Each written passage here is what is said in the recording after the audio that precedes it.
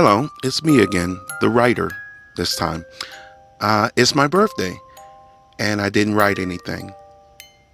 I don't have writer's block. I have writer's reluctance. I have stories and infinitum. I just can't write them down. Some of you may know what I'm going through. So I thought maybe an undertaking would at least suffice for something. So this piece was written back in January of 2020. I was inspired by an episode of Deep Space Nine, and yes, I'm a Trekkie, called Far Beyond the Stars. And this is in their 6th season. It's a story that delves into the mythos that all writers just glimpse other realities and write down what they see, and then are praised as visionaries. Some writers believe what I believe. And I have the full story in my head, but I did not write it. More or less same reasons.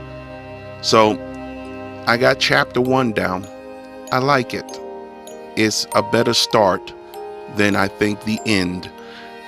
So let me give this to you as like an audio book that's never been published and never been finished by an author that's never been heard of. I give to you The Dreamer's Dream. It said among some writers that with every press of the pen, a new reality, a new dimension is created. Some say that the writer glimpses other dimensions and then presses his pen. To dream the dream, or to be dreamed by the dream. My dreamer has pressed pen to many a tragic story, and so too have I pressed pen and created many a reality of sorrow.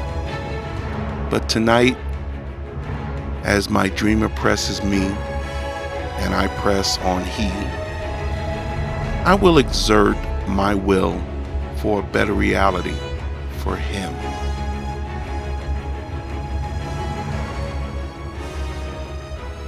At the entrances to the hive, there are drones set to the task of beating their tireless wings, so that even in the deepest parts of the catacombs the air is fresh and the breeze is light.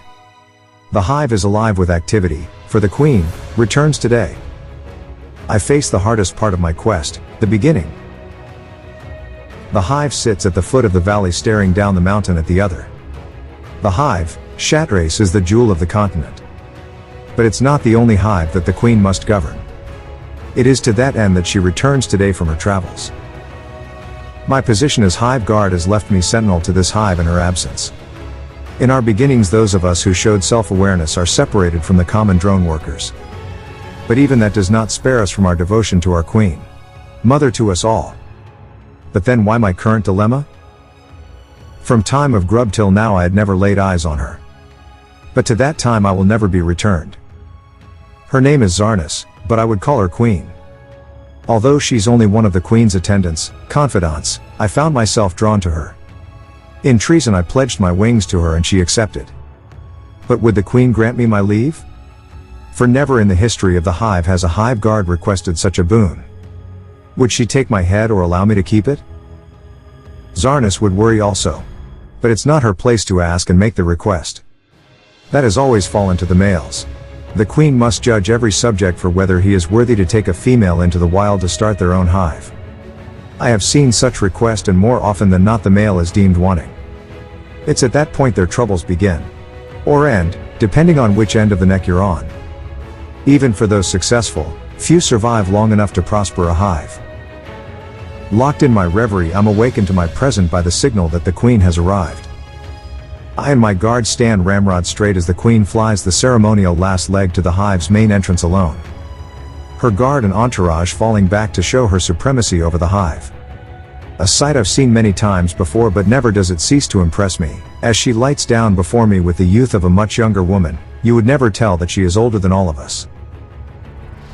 Tracon, I take it all is well in shot race? Because with that look on your face, I'm thinking I should call my guard up. I must put my mind to my task. I am the Hive Guard. No, Your Majesty. Shatrace is well, and as you left it. Please excuse my train of thought. Tracon, you may believe that all is well, but I did not make it this far by being that easily fooled. Come now. Appearances must be kept.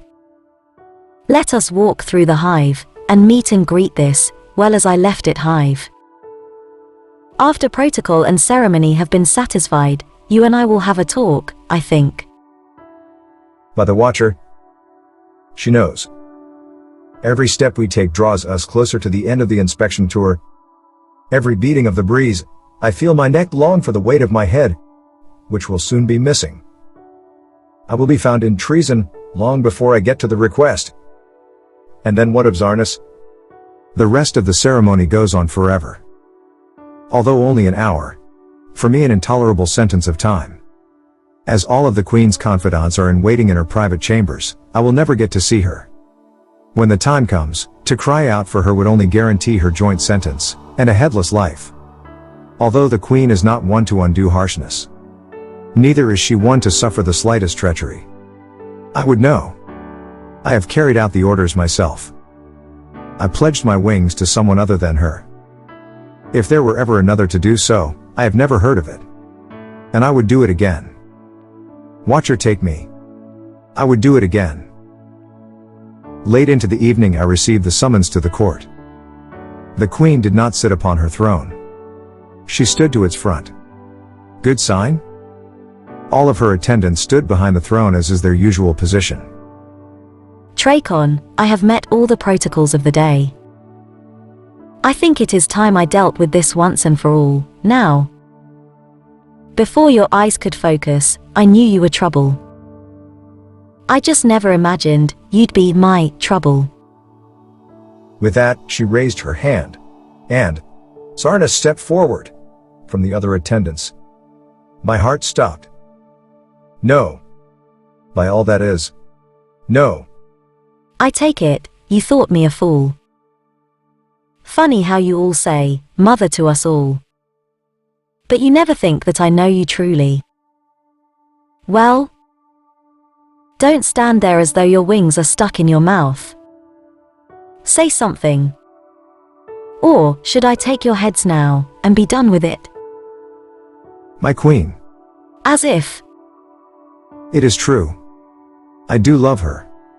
With a love that is as great as my love for you. I did not seek it out. And I would never plot against you.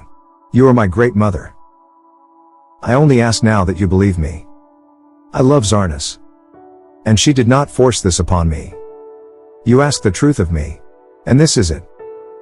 I pledge my wings to her. You know me truly, Majesty. You know I will not stand against you. But I cannot go against my heart. So please, take my head, and be done with me, but leave her keep hers. By all that is. He really is an overly dramatic romantic. The laughter that filled the throne room struck me as odd, considering the loss of a head. I raised my eyes to see the Queen laughing hysterically and gesturing to Zarnus. Come, child. Hurry, before he takes his own head. Stand by him, quickly. Be sure to grab his sword. Or it may decide to take his head, for him. Dear Tracon. Dear Tracon. I have already scolded your so-called Queen. But I couldn't resist this opera. I'm an old lady, in more ways than one. And this was just too good an opportunity to pass up. Although, I was kind of wondering if it would ever happen. Watcher knows, you waited long enough. Mother to us all. Indeed, I knew the moment you saw her, where it would end up. That, and the fact that I have almost as many spies as I do guards around here. Ah ha ha ha! Stand up straight. Hive guard of shot race. I have never lost a hive guard before, and this, I think, should not be allowed. But this once, maybe. You understand what you're asking? Yes, Your Highness. You understand what happens next? Yes, Your Highness. You pledge your wings? Yes, Your Highness. So be it. Zarnace and Trachon, I set you out. For what there is to be said of freedom, I set you free. My new queen steadies me. Because I have lost all sense of balance. More than I could have believed. More than I truly thought possible. She is mine. We are to be together. We are to forge our future in love.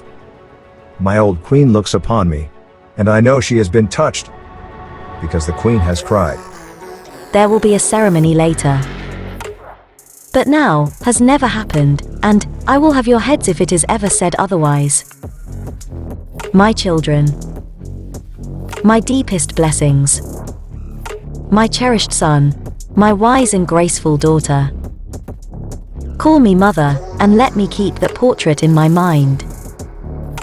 Mother to us all. Cherished mother, thank you. With love. With love. When the sun rises tomorrow, the universe will be born anew. The quest will begin, and my love will explode beyond the borders of this reality.